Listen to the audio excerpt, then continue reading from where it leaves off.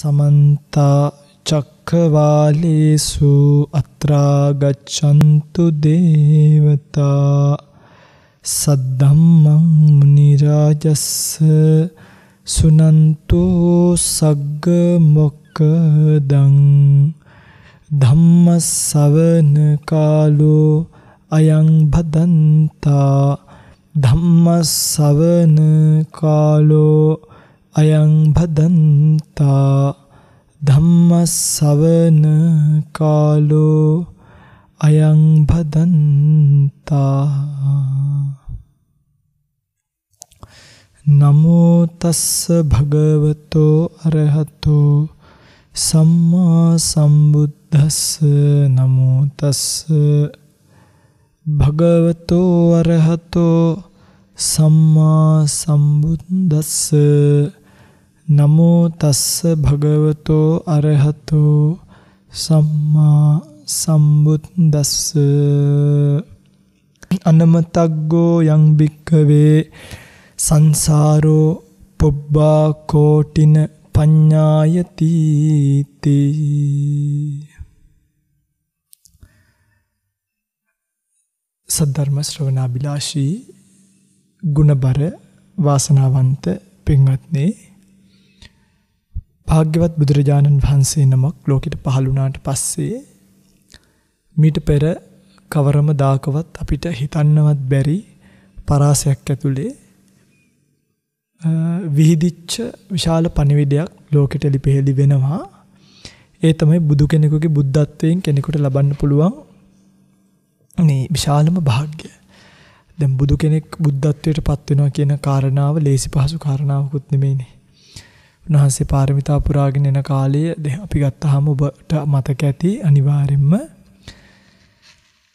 උන්වහන්සේට පළවෙනියටම දැන් අපේ ගෞතම බුදුරජාණන් වහන්සේ ගත්තාම බෝධිචිත්තය කියලා මාත්‍රයක්වත් කියන්නේ බුදු වෙන්න ඕනි කියලා කතාවක්වත් තිබෙන්නේ නැහැ. එදාර අම්මව කරේ තියාගෙන පීනන්න කලින් මුහුදු යන ගමන ඇතුලේ කවමදාවත් තීර කලින් මම බුදු වෙනවා කියලා හිතලා තිබ්බේ නැහැ.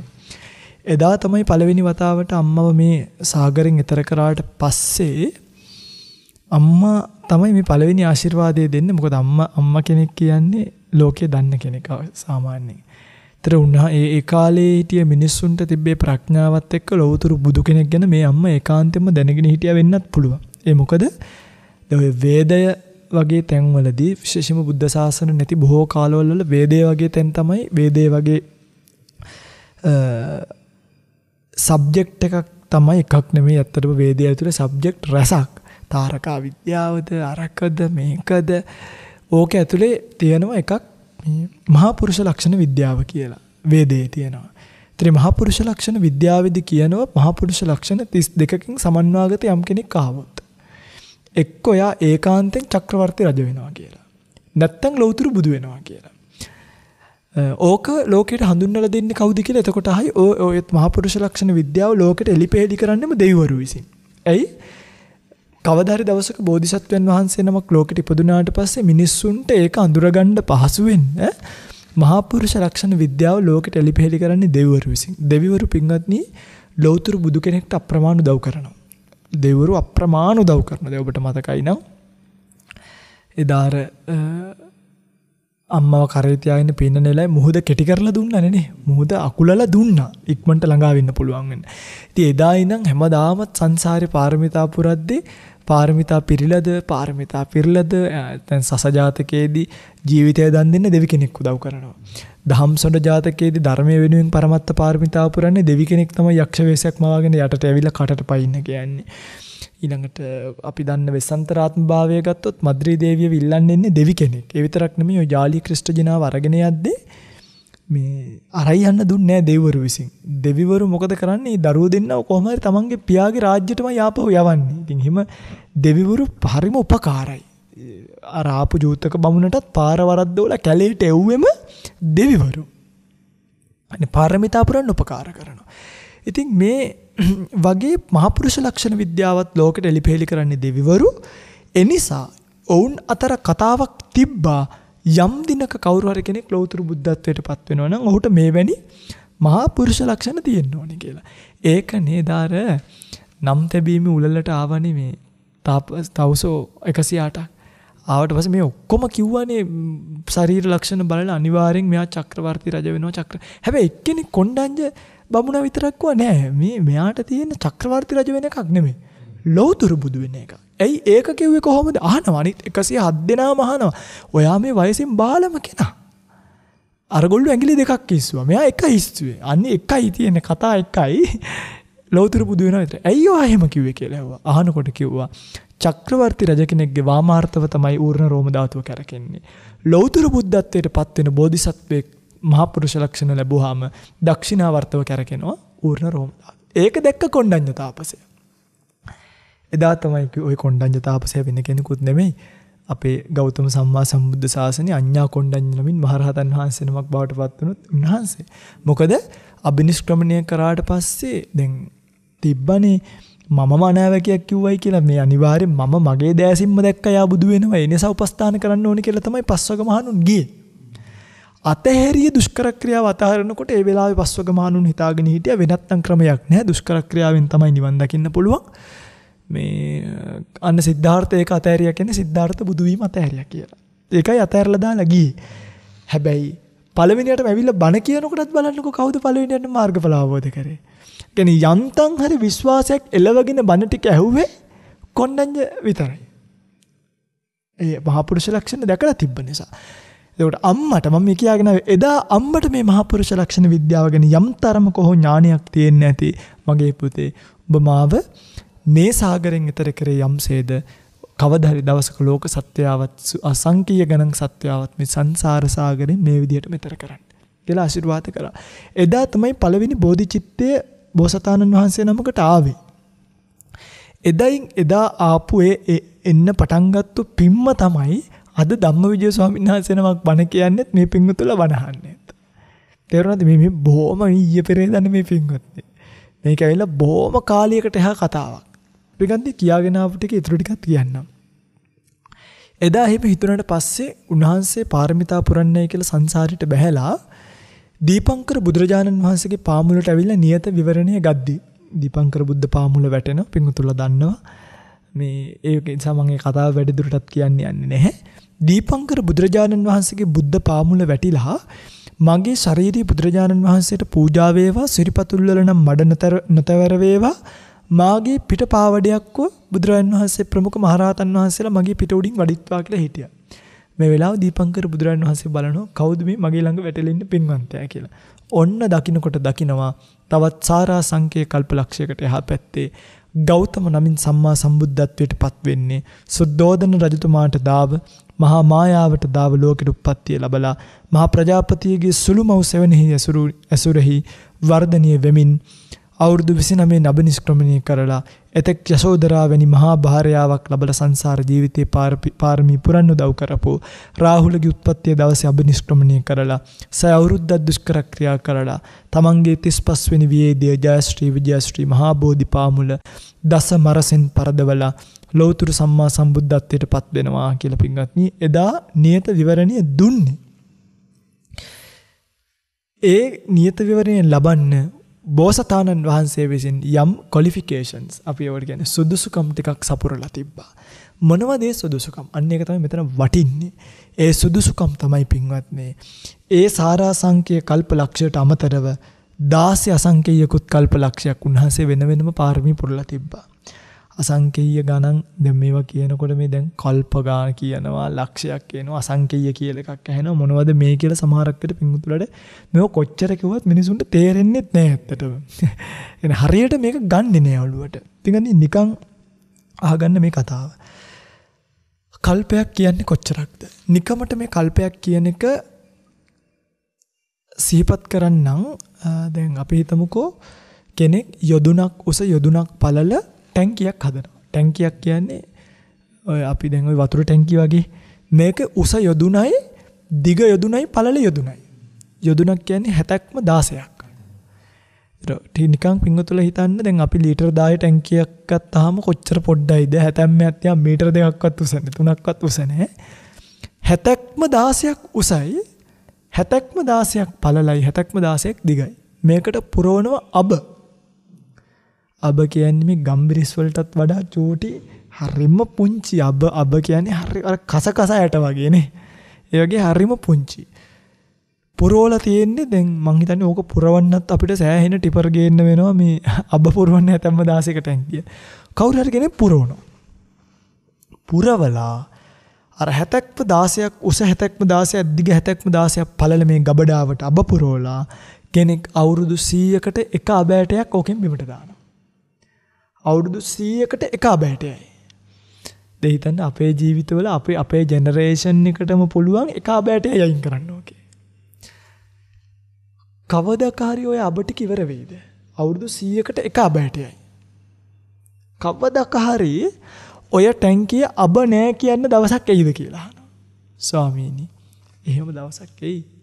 හැබැයි දීර්ඝ කාලයකට පස්සේ. මගේ පින්වතට නිකන් හිතන්නකෝ ඔය 70ම කතාව පැත්තකට දාන්නකෝ. ලීටර් 2000 ටැංකියක් ගෙයි. ඕකට පුරවන්න අබ. ලීටර් 2000 ටැංකියකට අබ පුරවලා අවුරුදු 100කට එක අබට ගන්න අයින් කරොත් කොච්චර කල්යයිද ඔක ඉවර වෙන්නේ. එතකොට 70ක්ම 16ක් උස 70ක්ම ගානක් පළල මේ ටැංකිය අබ ඉවර කරනවා කියන එක අපි කියන්නේ මේ කල්පෙට වෙන්නේ නැහැ කියලා. කියන්නේ ඒක වෙන්නෙම නැති තරම් වෙනවනම් වෙයි අති දීර්ඝ කාලයක් ගෙවිලි වුණාට පස්සේ. බුදුරජාණන් වහන්සේ කියනවා මහණෙනි කවදා හරි දවසක එක කල්පයක් ඇතුලේ ඕකට අබ ඔය කතාව කරොත් එක කල්පයක් ඇතුලේ අබ ටැංකිය හිස් වෙනවා. හැබැයි කල්පෙත් ඉවර වෙන්නේ නැහැ කියනවා. ඒ කියන්නේ කල්පය කියන්නේ ඒ තරම් දීර්ඝ එකක්. එවැනි කල්ප අසංකේයයක්. ඒ කියන්නේ කල්ප එකක් නෙමෙයි, කල්ප දෙකක් නෙමෙයි, කල්ප 100ක් නෙමෙයි, කල්ප 1000ක්, කල්ප 10000ක්, කල්ප ලක්ෂයක්, කල්ප ලක්ෂ 10ක්, කල්ප ලක්ෂ 100ක්, කල්ප ලක්ෂ 10000ක්. කල්පේව ලක්ෂ ගානකුත් නෙමෙයි. අසංකේයයක් කියන්නේ පින්වත්නි ලක්ෂයක් ලියන්නේ 1.5යි. හරි. අසංකේය ලියන්නේ 1.140ක් ලියන්න ඕනේ. අසංකේයකින් ඉලක්කම ලියන්න 1.140ක් ලියන්න ඕනේ.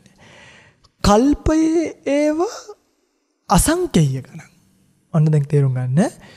මහා කල්ප අසංකේය 7ක්. මේ මහා කල්පේ ඒවා අසංකේය ගණන් ගත්තොත් ඒ වගේනොත් 7කුත් වෙනම කල්ප ලක්ෂයක් පාරමිතා මනෝ ප්‍රනිදාන වශයෙන් පිරුවයි කියනවා. කියන්නේ මේ හිතින් විතරක් හිත ආවා. මට කවදා හරි බුදු බව ලැබේවා. ඊට පස්සේ ඒ අසංකේය 7යි. උතන සත්‍ය සංකේය කල්ප ලක්ෂයක් කියලා. කල්ප ලක්ෂේව අසංකේයේව 7ක්. එහෙම අසංකේය එකකුත් නෙමෙයි. අසංකේයේව 7කුත් තවත් වෙනමම කල්ප ලක්ෂයකුත්. තමයි මනෝ ප්‍රනිදාන කාලේ. දැන් මේ දීර්ඝ කාලේ මම මේ කිව්වේ අපිට මේ වටිනාකම කොච්චරක්ද කියලා තේරුම් ගන්න එපයි මගේ පිංගන්නේ. අද සමහරව මේවා දන්නේ නැහැ. ඊළඟට ඒ මනෝ ප්‍රනිදාන වාග් ප්‍රනිදාන වශයෙන් ආපහු සැරයක් වෙනම කටින් කියමින් අසංකේය 9කුත් කල්ප ලක්ෂයක් පාරමී පුරව. එතකොට මුළු ඔක්කොම එකතු කරාම අසංකේය 16කුත් කල්පේව අසංකේය 16කුත් වෙනම මහා කල්ප ලක්ෂ පාරමී පුරලා තමයි එදා දීපංකර බුද්ධ පාමුල වැටුනේ. එතන ඉඳුනුත් ආයෙත් සාරා සංකේය කල්ප ලක්ෂය. එතන මුළු කාලේ කොච්චරද?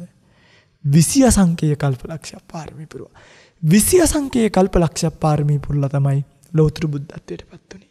එතකොට මේ කාලයේ මගේ පින්වත්නි දැන් මට හිතිලා තියෙනවා මම මේක කල්පනා කරද්දී මේ පුංචි ජීවිතය ගෙවා ගන්න අපි මොන්න තරම් ඔට්ටු වෙනවද? දැන් මේකේ ඔක පින්තුරට ඉන්ෂුරන්ස් දාලා නිකන් හිතන්න අපි මේ ජීවිතේට කොච්චර ප්ලෑන් ගහනවද? දැන් ප්‍රයිවට් ජොබ් එකක් කරන කෙනෙක් අර මොකද්ද උකට කියන්නේ ඉන්ෂුරන්ස් එකෙන් එනවනේ මේ රිස්ක් කාටද මේ සේල්ස් කරන කට්ටිය නේ. ඒගොල්ලෝ ටිකක් හරි වෙනස්. ඒගොල්ලෝ ඇවිල්ලා මේ නිව්සීලන්ත වලටත් ෆ්‍රිජ් විකුණන જાති අය. ඒගොල්ලෝ ඇවිල්ලා ඔබට දෙන්නේ ෆුල් පැකේජස්. ඔයගොල්ලෝ දාන්න ඕනේ 3500යි. අවුරුදු 40ක් යද්දී ඔයාට මෙච්චර බෙනිෆිට්ස් එකක් ලැබෙනවා. ඔයාට අංශභාගය හැදුනොත් සම්පූර්ණ ගෙවනවා ස්පිරිතාලෙක. එතකොට ඔයගොල්ලෝ ටක් ගාලා ඒක දාගන්නවා. මොකද ඔයගොල්ලෝ දන්නවා මේ ජීවිතය ඇතුලේ අපිට ඒ වගේ රැකවරණයක් ඕනේ කියන්නේ. සමහරු තමන්ගේ පෙන්ෂන් එක වැඩිහිටි නිවාසයකට හරවලා තමන් වැඩිහිටි නිවාසයකට යනවා. සමහරු ඉන්ෂුරන්ස් එකකට දාලා දැන් අපි දන්නවා අපිට අනිවාර්යෙන් ඉදිරියේදී බයිපාස් එකක් කරන්න ලක්ෂ 10ක් 15ක් ඕනේ වෙනවා. වීල් චෙයාර් එකක් දෙකක් ඕකටත් අරන් තියාගන්න ඕනි. ඕනිද නැද්ද? ඕනි අනිවාර්යෙන් ඕනේ. ඊළඟට වයසට ගියාම ටිකක් නාන්න හොට් පොට් එකක් හයි කරගෙන කොහොම හරි තියාගන්න. ඕනේ වෙනවා පින්ගත්නි. ඔන්න බලාගෙන අනාගතේ අපිට ඕන වෙන දේවල්. කාර් වෑන් නෙමෙයි. බයිපාස් සර්ජරි එකකට ලක්ෂ 10ක් 15ක් ඒ කාලේ වෙනකොට යයි සාමාන්‍යයෙන්. වීල් චෙයාර් එකක්. ඒකේ ಜಾති දෙකක් ඕනේ වෙනවා. මොකද මුල් කාලේ පදින්න වෙන්නේ එක වීල් චෙයාර් එකක්. අන්තිමට වැසිකිලි කැසිකිලි කෘත්‍යවත් කරගන්න බැරුව වෙනම වීල් චෙයාර් එකක් ඕනේ වෙනවා. දෙකයි. ඊළඟට මුත්‍රා බටයක්, හොඳ බෑග් එකක්, ඒක එල්ල ගන්න පොඩි ක්ලිප්ස් ටිකක්. ඒවා අපිට ඌමනා වෙනවා පින්ගත්නි. මේවා එක ජීවිතයක් ඇතුලේ අපි මෙච්චර ප්ලෑන් කරනවා නම් අවුරුදු 60ක්. අර 20 අසංඛ්‍ය කල්පලක්ෂයක් ඇතුලේ බෝධිසත්වයෙක් කොච්චර දුකක් විඳින්නේ නැද්ද? ඒ ඔක්කොම දුක විඳලා උන්වහන්සේ අවබෝධ කරලා අපිට ලෝකෙට දේශනා කරේ කාරණා තුනයි. ඒ තුනම අද ඔබේ මේ මාතෘකාවේ තියෙනවා. සංසාරේ භයංකර බව, නිවන් දකින්න ප්‍රතිපදා. මේ තමයි බුදුරජාණන් වහන්සේ දේශනා කරපු යථාර්ථය. ඇත්තටම මේක මට කියන්න දෙයක්වත් නැහැ. තේරෙද? මේක බුදුරජාණන් වහන්සේම කියලා තියෙනවා. හරිම සිම්පල් නේ පින්වත්නි. අපි ලොකු කතාවකට නෙමෙයි. මේක තියෙන මේ පොඩි කතාවට උන්වහන්සේ පහළ වෙලා ධර්ම අවබෝධය කරලා ලෝකෙට කිව්ව කතා ටික. මොකද්ද? මහණෙනි, ජාතිපි දුක්ඛා, ජරාපි දුක්ඛා, ව්‍යාධිපි දුක්ඛෝ, මරණම්පි දුක්ඛ. හරි. ඉපදීම දුකක්ද නැද්ද? ඉපදීම දුකක් කියන්නේ අම්මගේ බඩෙන් එළියට එන එක විතරක්ම නෙමෙයි. ඒක කොහොමද දුකක්? ඇත්තටම කෙනෙක් මේ ලෝකෙට ඉපදුනාට පස්සේ එයාට මේ ස්කන්ධ ටිකක් ලැබෙනවානේ. ඒ ස්කන්ධ පෝෂණය කරන්න දුක. මේක හදන්න අපි වැඩට යන්න ඕනිද නැද්ද? අපි ජොබ් කරන්න ඕනි, අතපය රිදෙනකන් මහන්සි වෙන්න ඕනි, කකුල් ගෙවෙනකන් ඇවිදින්න ඕනි, අවුවේ මේ ටයි දාගෙන වැඩ කරන්න ඕනි. ඉතින් ડોකියුමන්ට්ස් අස්සේ හිර වෙන්න ඕනි. ප්‍රශ්න ගොඩක්. ඕන කෙනෙක් ගත්තොත් තමන් යුනිෆෝම් එකක් තියෙනවා. ඉතින් ඒගොල්ලෝ කියනවා සතියේ දවස් 5 ඔෆිස් ඇඳන් ඉන්න, ඔෆිස් විදියට එන්න, වීකෙන්ඩ් එකේ කැෂුවල් එන්න. ඉතින් අපි ඒගොල්ලෝ කියන විදියට කැෂුවල් එන්න කියද්දි කැෂුවල් යනවා. ඩ්‍රෙස් කෝඩ් එකක් දුන්නත් ඩ්‍රෙස් කෝඩ් එකෙන් යනවා. පාටි එකක් ඕගනයිස් කරොත් ඒකට යන්න වෙනවා. ඒකට දෙන ඩ්‍රෙස් කෝඩ් එක නිල් පාට සරමුණොත් ඒකෙන්දයි යන්න වෙනවා. මම කියන්නේ මේ ලෝකයේ මේ ස්කන්ධ පෝෂණය කරන්න සත්වෙක් දුක් විඳිනවා. ඔන්න ඔය කාරණාව විතරයි බුදුරජාණන් වහන්සේ ජාතිය දුකක් කියන එක කිව්වේ. කියන්නේ ඇත්තටම ඉපදුට නිසානි පින්වත්නි දැන් මම කල්පනා කරනවා මේකට කන්න දෙන්න බෑ. මහාන කමේ නම් උයන්න පියන්න නෑ ඉතින් ඇත්තටම. හැබැයි ගිහි ගෙදරක ඉන්න කෙනෙක් ඒගොල්ලෝ කෑම ගේන්න සල්ලි හොයන්නත් ඕනේ. සල්ලි හොයුවට සල්ලි කන්න බැරි නිසා පොලේ ගිහිල්ලා බඩු ගේන්නත් ඕනේ. එතකොට ඒකෙදි ඉස්සර මට මතකයි අපේ අම්මලා බඩු ගේන්න ඔය එක කම්ප්ලෙක්ස් වලට යනවා මේ.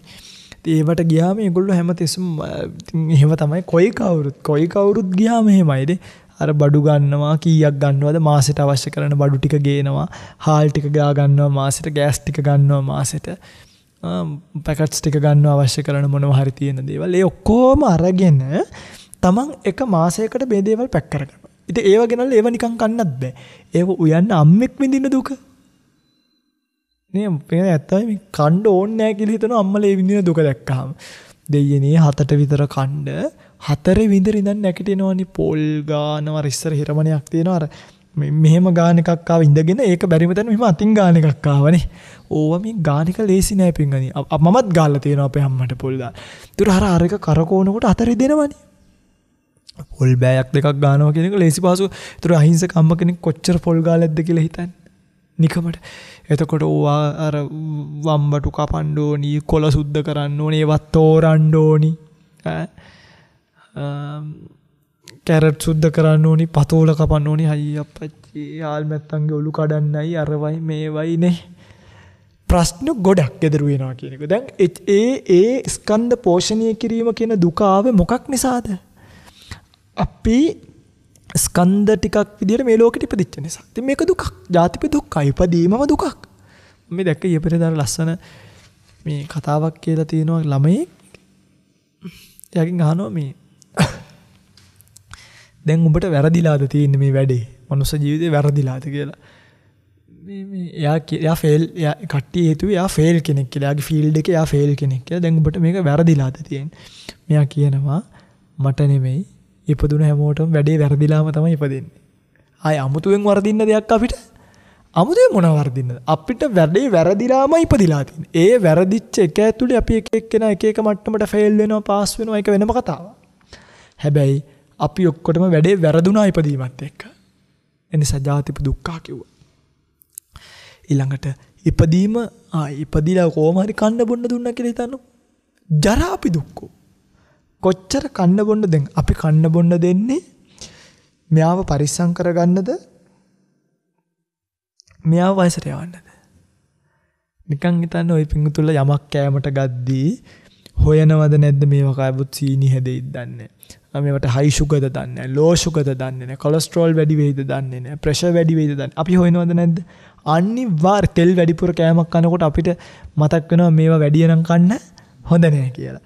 හැබැයි දැන් එහෙම පරිස්සමින් ওই ශරීරය හැදුවේ. දැන් මොකද ටික ටික වෙන්නේ? බලන්න කොච්චර පරිසමාරු අර ඕෂෝන් මැෂින්ස් දානවනේ. ඒ කියන්නේ මේ වගේ ජරාව තියෙනවා කියලා මෙහෙම අර ඔක්කොම ජරාව ඇදලා ක්ලීන් කරලා සම්පූර්ණ සමහරු කඩෙන් කන්නේ ගෙදරින් මුයාගෙන කනවා. කඩේ ජරාව කියලා. ඉතින් කඩෙන් කෑවත් වයසට යනවා, ගෙදරින් කෑවත් පොදු ප්‍රශ්නේ වයසට යනවා කියන එක. කෑම පිරිසිදු අපිරිසිදු භාවය කියන එක ඩිපෙන්ඩ්. පොදු ප්‍රශ්නේ තමයි අපි වයසට යනවා කියන්නේ. අන්නකව ජාතිපි දුක්ඛ, ඉපදීමත් දුකක්. ඒ විතරක් නෙමෙයි ජරාපි දුක්ඛ. ජරාවටපත් වීමත්. ඒ පොදු ධර්මතා.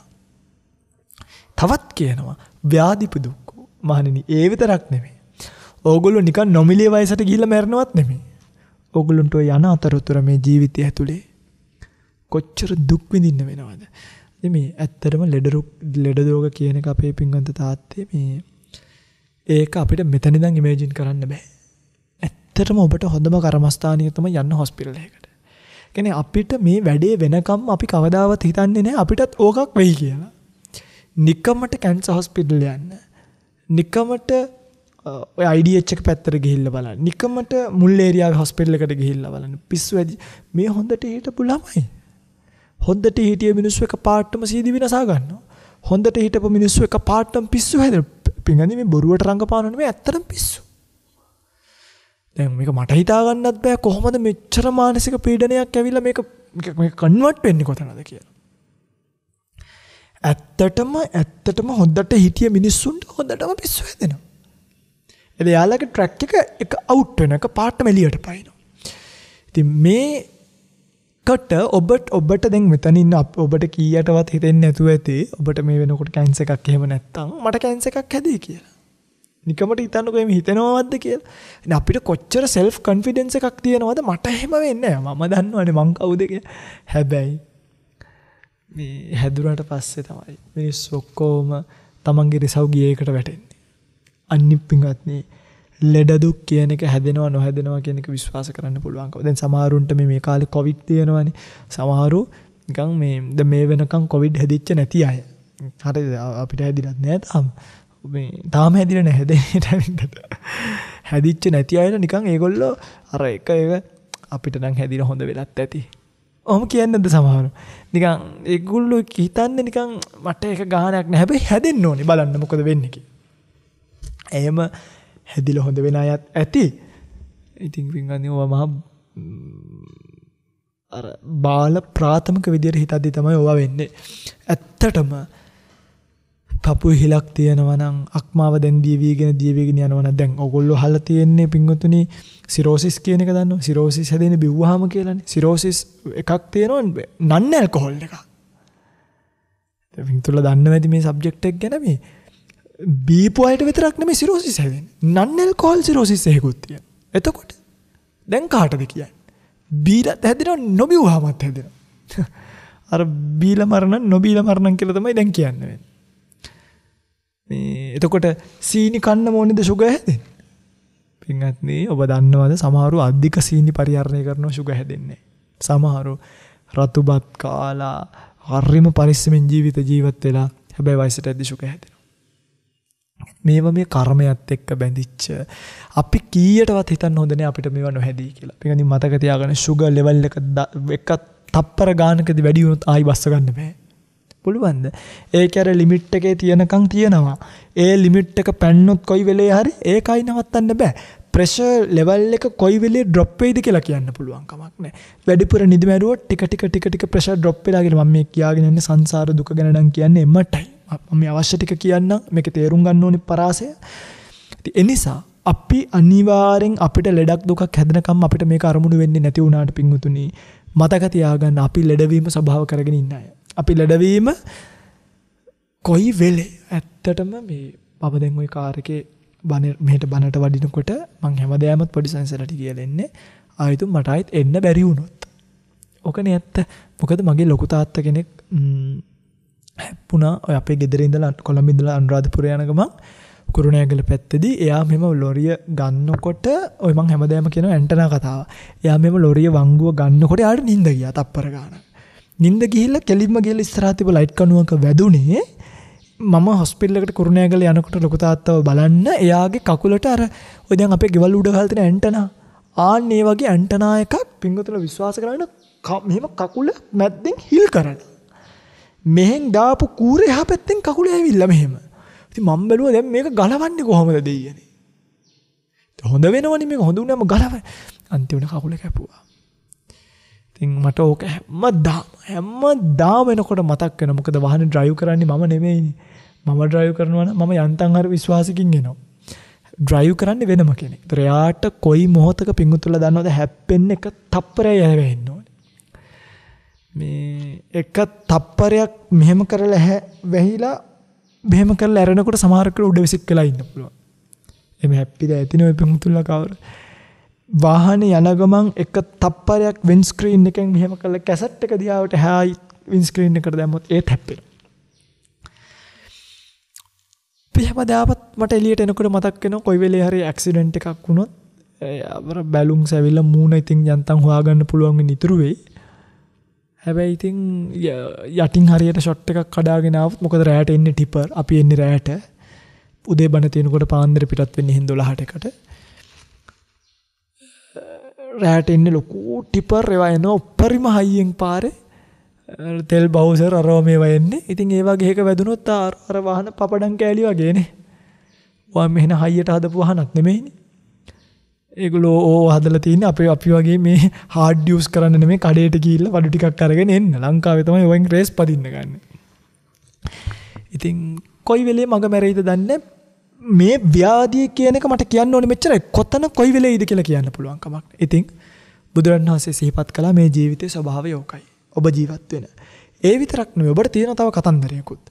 ඔබ මේ ජීවිතේ මරණම්පි දුක්ඛ. ඔබ අනිවාර්යයෙන් මේ ජීවිතේ එක තැනකදී මේ ජීවිතෙන් එලියට එලියට යනවාමයි එලියට විසික් වෙනවාමයි අනිවාර්යෙන්ම ඒ විසික් වෙන දවස එනකොට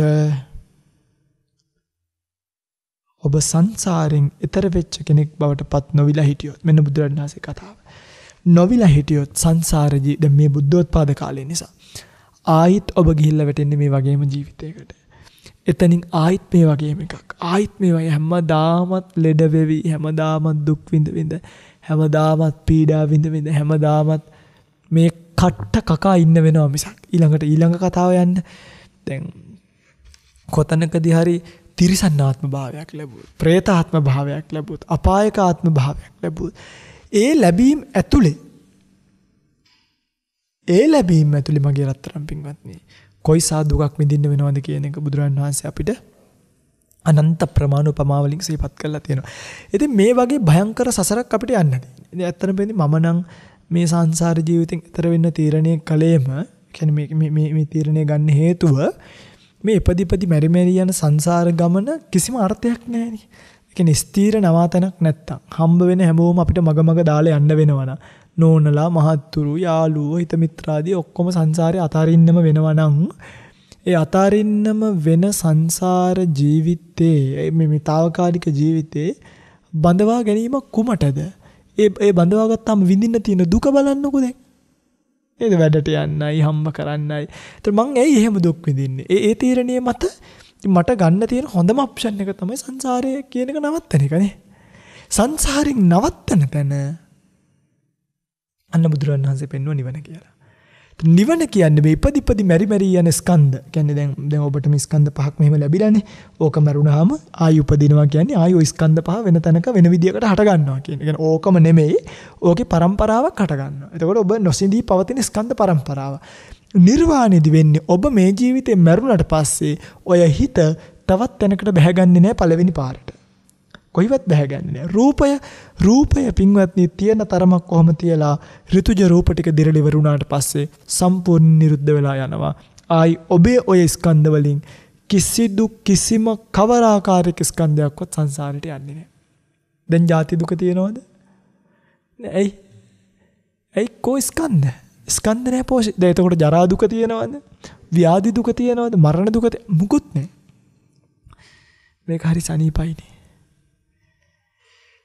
පියන්නේ කෙනෙක්ට හිතෙන්න පුළුවන් ස්වාමීනි ඉතින් සංසාරේ ගියත් ප්‍රශ්නයක් නැහැනේ ওই කියන ආකාරයට කියලා. ඇයි? අපිට මේ සංසාරේ අවිද්‍යාව නිසාම භයානක තැන් පිළිබඳව වැටහීමක් නෑ. හැබැයි මගේ යාළුවෙක් මරුණ මේ කිරුළපන අවුරුදු එයා නැති වෙනකොට අවුරුදු 19යි. එයා මත්ද්‍රව්‍ය පාවිච්චි කරලා ප්‍රමාණි ඉක්මවලා උදේ බලනකොට කටේ දිව තිබ්බේ නැහැ.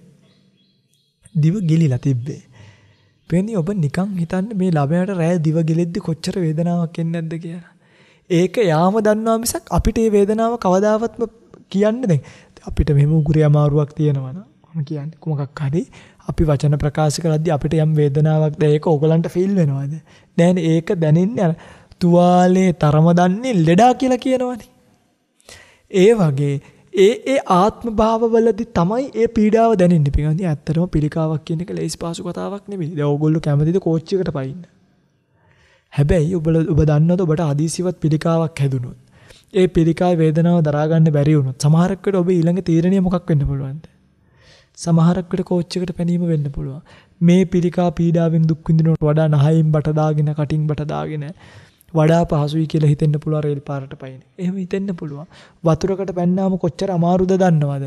අර ලෝකාන්තිම බිමට පැනලා තියෙන පින්වත්නි මිනිස්සු.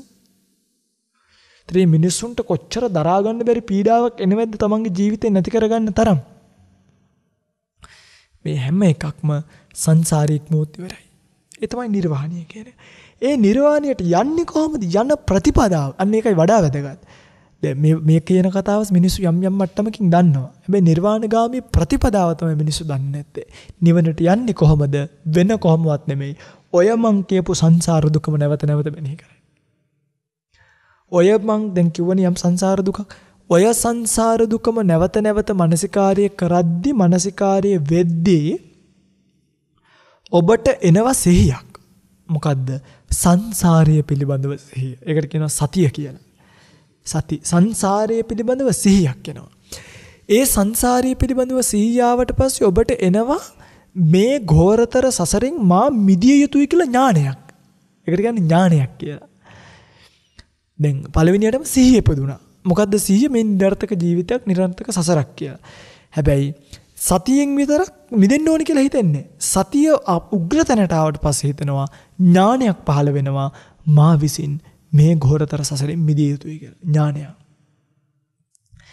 මිදෙන්නත් ඕනි කියලා හිතුණාට පස්සේ ඔන්න ඔබේ ප්‍රඥාව වැඩ කරන්න පටන් ගන්නවා. සති කියන්නේ එකක්, ප්‍රඥා කියන්නේ එකක්. මේ හොඳට මතක තියාගන්න මේ වගේ චෛතසික ධර්ම වෙන බෙදලා තියෙනවා. ප්‍රඥාව වැඩ කරන්න ගන්නවා. මේ ඝෝරතර සසරෙන් මා විසින් නික්මිය යුතුයි. මා විසින් මේ ස්කන්ධ පහ පිළිබඳව තියෙන ඇල්ම අතහැරලා දාලා යුතුයි. දැන් බලන්න ඔබට මේ ප්‍රශ්නය මම හරියට කිව්වොත් මේ ප්‍රශ්නේ ඔබට උනාට පස්සේ ඔබට පිළිකාවක් හැදෙනවා කියලා හිතන්න. හැදුනට පස්සේ මං ඇවිල්ලා ඔබට චොක්ලට් එකක් දුන්නොත් ඔබට වැඩියෙන්ම චොක්ලට් එකේ රහ දරමුණු වෙන්නේ පිළිකාවේ දුක දරමුණු වෙන්නේ. මොකද අපිට මේන් ප්‍රොබ්ලම් එකක් තියෙනවා. ප්‍රධාන ප්‍රොබ්ලම් එකකට සොලියුෂන් එකක් නෙමෙයි චොකලට් එක කියන එක. ඒ වෙලාවේ මං එයාගෙන් ඇහුවොත් ඔයාට ඕනේ චොකලට් එකද පිළිකාව හොඳ වෙන බේතක්ද කියලා. මොකක්ද ඉල්ලන්නේ? අනිවාර්යයෙන් මෙයා මේ ඔප්ෂන් එකට. මොකද එයාට මේ වෙලාවේ තියෙන ලොකුම ප්‍රශ්නේ චොකලට් එකක් නැති එක නෙමෙයි. එයාට මේ වෙලාවේ තියෙන ලොකුම ප්‍රශ්නේ පිළිකාව. මේක නැති කරන්න එයා කොච්චර කැමතිද කියනවනම් මං කිව්වොත් හොඳයි මං පිළිකාව නැති කරනවා. හැබැයි ඔයාගේ එක කකුලක් මං කපන්න ඕනේ. හාක් දෙපාද? හා කියනවා දෙපා කියනවා. ස්වාමීනි කපන්න කියනවා. එක කකුලක් නැතු මං කකුල කපලා ටික දවසකින් කියනවා දැන් වාගේ පිළිකාව 125ක් හොඳයි. 125ක් හොඳයි. ඊළඟ 25ට යන්න වාගේ අනිත් කකුලත් කපන්න ඕනේ. මොකද කියන්නේ? අනේ ස්වාමීනි එපා පිළිකාව තියෙද්දෙන් කකුල ඊට වඩා වටින නෑ ස්වාමීනි කපලා දාන්න. මම මොකක් හරි ඉන්න පිළිකාව හොඳ වෙනවා නම් එච්චරයිනේ. දැන් ඔන්න කකුල් දෙකම නෑ. අත් දෙක විතරයි තියෙන්නේ. දැන් ඔක්කොම හරි. මං කියනවා ඇවිල්ලා. ඔයාට හුරු අත මොකද්ද? දකුණ. රයිට්. එහෙනම් ඊතුරු 150 හොඳ කරන්න. ඔයාගේ දකුණු අතේ වැලමිට ගාවිනුත් අයින් කරන්න වෙනවා. පිළිකාව නිට්ටාවටම සුවයි. ලෙඩා මොකක් කියනවද? පින්වත්නි තමන් අමාරුවෙන් හම්බ කරපු ගෙවල් දොරවල් දශම ගානකින් විකුණලා මිනිස්සු තමන්ගේ පුංචි පිළිකාව හොඳ කරගන්න යනවා. දන්නවද? අත්පය කපලා අයින් කරනවා කියන එක ගැන කවර කතාවක්ද? එතකොට දැන් මේ වගේ ඔයගොල්ලන්ට එක පිළිකාවක් වෙයි. දැන් සංසාර රෝගයම ඔබට තියෙනවා. දැන් මේ වෙලාවේ ඔබට කවුරු හරි කෙනෙක් චොකලට් එකක්, කාර් එකක්, එක පාටම BMW එකක්, Audi එකක් ගෙනල්ලා ළඟ තිබ්බට පස්සේ ඔබට මේ ලෝකේ ඔක්කොම අමතක වෙන්න බෑ. දැන් මෙහිම බණ කීකීද්දී ඔය පිටර නිකා හිතන්නකෝ අර එළිය රත්තරන් වැස්සක් වහිනවා කියලා. නිකා හිතන එක පාටම හෝම ගමකට රන් කහවුණු වැස්සක් වහින්න පටන් ගන්නවා. ඔබ නිකන් හිතන්න අන්න අරේ දැන් සට ගාලා වහිනවා. ඔබට හොම්මම නිව්ටල් එකේ මම මේ කියන බණ අහන්න පුළුවන්. හොඳට තේරුම් ගන්න ඕනේ කියන්නේ. දැන් ඔබ නම් සමහරට අහයි. මේ අර කැමරා මේවා ඔක්කොම දාලා මිනිස්සු කොයිද වයිද? දැන් හිතන්නකෝ ඔය විතර අරේ වැහැලා රත්තරම් පිරෙන්න දැන්. මට නම් මේම බණ කියත හැකියි. 100% විශ්වාසයි. ඔබ බලන්න ඔබටත් මෙහෙම බණ අහන්න පුළුවන්ද කියලා. ඒ කියන්නේ මිනිස්සුන්ට අර වගේ චෝටි දේවල් ඉස්සරහා සංසාර රෝගය අමතක වෙනවා. කිසිම දෙයක් ඉස්සරහා සංසාර රෝගය අමතක නොවන තරම් හිත වර්ධනය කරගත්තු සිහියක් ඔබ ඇති කරගත යුතුයි. ඒ කියන්නේ මොනම ලස්සන රූපයක්වත් මොනම ලස්සන උපකරණයක්වත් මොනම ලස්සන දෙයක්වත් මගේ ඉස්සරහට ආවා කියලා මං කවදාවත් ඒ රූප ශබ්ද ගන්ධ රස ස්පර්ශ වල මුලා වෙන්නේ නැහැ කියන තැනට යන්න. මං ඒ දේවල් වල පැටලෙන්නේ නැහැ කියන තැනට යන්න. මං ඒ දේවල් වල නවතින්නේ නැහැ කියන තැනට යන්න. අන්න එහෙම යන්න ඔබට පුළුවන්කමක් තිබ්බොත් මගේ රත්තරන් පින්වත්නි ඔබට ඒකාන්තයෙන්ම කියන්නේ මේ ලෝකේ තියෙන චූටි මාර්යාගේ චොකලට් කියලා මම ඔයාලට කියන්නේ. මාර්යාගේ චොකලට් වලට මාර්යාගේ මේ තොණ්ඩු වලට මාර්යා පින්වත්නි අපිට මේ උගුල අටවලා තියෙන්නේ. හරිද? අර ඔබ දන්නව නේද? ඉස්සර මීයු අල්ලන එකක් තිබ්බ. අර මෙහෙම කරලා යකඩ කෑල්ලක් පොල් කෑල්ල මෙහෙම ඇද්දාම මීයාගේ බෙල්ල ගැලවිලා යන්න වදිනවා අරක. මතකයින් තිබ්බා. මේ මාර්යා අපිට මේ අටවලා තියෙන උගුලක්. දක්ෂයා මේ පොල් කෑල්ල කෑවත් ජීවිතේ ජීවත් වුණත් උගුල ගස්ස ගන්න නැතුව කන්න ඕනේ. දැන් අපි අය උගුල ගස්ස ගන්න නැතුවද කන්නේ? ගස්ස ගන්න නැතුව නෙමෙයි වැරදිලාවත් පොල් කෑල්ල කාලා උගුල ගැස්සුනේ නැත්තම් අරකට පයින්ුත් එකක් ගහලා බලනවා මොකෝ මේ වැඩ කරන්නේ නැත්තේ කියලා. ඒ කියන්නේ ඒගොල්ලන්ට ඒකේ හොඳම එක ඕනේ. පැහැදිලිද මම මේ කියන එක? කියන්නේ අපේ මිනිස්සුන්ට එහෙම මේ ඒගොල්ලෝ මේ ලෝකයේ ඇතුළේ අතරමං වෙලා ඉන්නවා මිසක් රත්තරන් පින්වත්නි සංසාර ජීවිතේ ඉක්මවන තැනට කටයුතු කරගන්නේ නෑ. ඒ නිසා ඇත්තටම ඔබට තියෙන්න ඕනේ මේ නිවන් දකින්න ප්‍රතිපදාව. මේක හොඳට මතක තියාගන්න. නොසෙන්දෙන සිහියක් පවත්ව ගන්න සංසාර ජීවිතය පිළිබඳව. සංසාරයේ දුක පිළිබඳව නැවත දකින්න. රූපය ආදීනව පිළිබඳව නැවත දකින්න. පුංචි ආස්වාදයට පැටලෙන්න එපා. ආදීනවේම දකින්න. වේදනාවේ චූටි ආස්වාදයක් තියෙනවා තමයි. රූපයේ පුංචි ආස්වාදයක් තියෙනවා තමයි. හැබැයි ආදීනවයම මහත්. මොකද්ද රූපේ ආදීනවය? වයසට යනවා කියන කාදීනවයක්. ලෙඩ වෙනවා කියන කාදීනවයක්. කන්න බොන්න දෙන්න ඕනි කියන කාදීනවයක්. කොච්චර කන්න බොන්න දුන්නත් මේක මේ ටික දිරනවා කියන කාදීනවයක් නේද? මේක අසුචි ගොඩක් කියන කාදීනවයක්. ඉතින් මේක බොහෝ තැන් මිනිසුන්ට පෙන්වන්න බෑ කියන කාදීනවයක්. මේ වගේ ආදීනව රසකින් යුක්ත රූපේ ආදීනවම කල්පනා කරන්න. වේදනාවේ ආදීනවයම කල්පනා කරන්න. සංඥාවේ මම මගේ කියලා අල්ලගත්තට පස්සේ විඳින්න වෙන දුකේ ආදීනවයම කල්පනා කරන්න. සංකාරයේ ආදරයේ ලෙන්ගතුකම් වල ආදීනවයම කල්පනා කරන්න. විඥානවල ආදීනවයම කල්පනා කරන්න.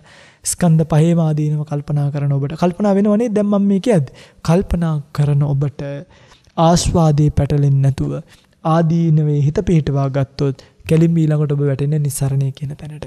යම් කිසි කෙනෙක් අස්සාදංච ආදීනවංච නිස්සරණංච යථාභූතං පජානාති. හරියට දැක්කොත් අයං කෝ වුච්චති රාද සෝතාපන්නෝ අරිය ශාවකෝ. යාට කියනවා සෝවාන් වෙච්ච ආර්ය ශ්‍රාවකයෙක් කියලා. අවිනිපාත ධම්ම ඔය ආපහු අපායට වැටෙන්නේ නැහැ. නියතෝ සම්බෝධි පරායනෝ. අන්න නිවන් දකින්න ප්‍රතිපදාවට ඒකාන්තෙන් අනුගත වෙනවා. දැන් ඔබ කරන්න ඕනේ මොකද්ද? මේ පේන්න තියෙන, දැනෙන්න තියෙන, විඳින්න තියෙන රූප වේදනා සංඥා සංකාර විඥාන වල ආස්වාදයේ නොපැටලි. මේක ආස්වාදයිනේ. ඇත්ත කතාව මේක ආස්වාදයි. ආස්වාදයේ නොපැටලි ආදීනවීම දකින්න උත්සාහ කරන්න ඕනේ. ඉතින් ඒක එක බණකින් කියලා දෙන්න පුළුවන් එකක් නෙමෙයි. ආදීනව දැකීම සඳහා අපි වෙනම බණක් ඕනනම් තව දවසක් කරමු. මම හිතන්නේ මා විසින් මෙහි කරලත් තියෙනවා. ඔබට මතකයි නම් ප්‍රඥා රූපානි නානික වාරාම ඔය රුවන්වැලි මහා සෑගාව ධර්මදේශන දෙකක් සිද්ධ කරලා තිනවා. ඒ හැම එකකම පංච පාදානස්කන්ධය ආදීනව ඒක නිස්සරණය පිළිබඳව ආස්වාදයේ තියෙන මුලාව පිළිබඳව මේ වගේ අපි පූර්ණ විග්‍රහයක් කරා. ඔය පේන පින්ඩූපමං රූපං ආදී වශයෙන් රූපය පෙන පිටක් වගේය, වේදනාව මේ වගේය, සංඥා මිරිගුවක් වගේය, මේ ආකාරයෙන් මේ සංකාර කෙහෙල් කඩක් වගේය, කියත විඥානීය මායාකාරයක් වගේය,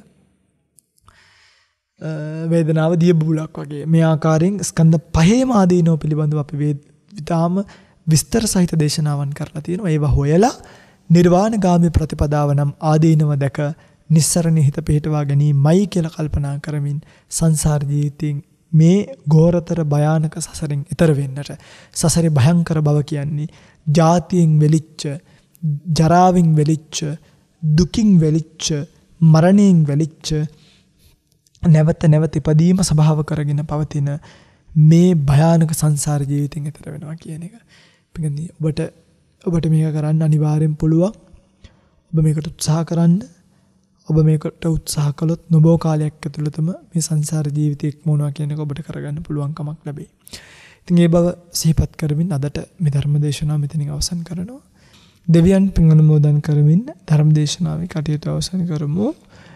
එත්තාවතාච අම්හෙහි සම්බතං පුඤ්ඤ සම්පදං සබ්බේ දේවා අනුමෝදන්තු සබ්බ සම්පත්ති සිද්ධියා. එත්තාවතාච අම්හෙහි සම්බතං පුඤ්ඤ සම්පදං සබ්බේ භූතා අනුමෝදන්තු සබ්බ සම්පත්ති සිද්ධියා. එත්තාවතාච අම්හෙහි සම්බතං පුඤ්ඤ සම්පදං සබ්බේ සත්තා අනුමෝදන්තු සබ්බ සම්පත්ති සිද්ධියා. හැම දිනෙකටම සම්මා සම්බුදු සරණයි.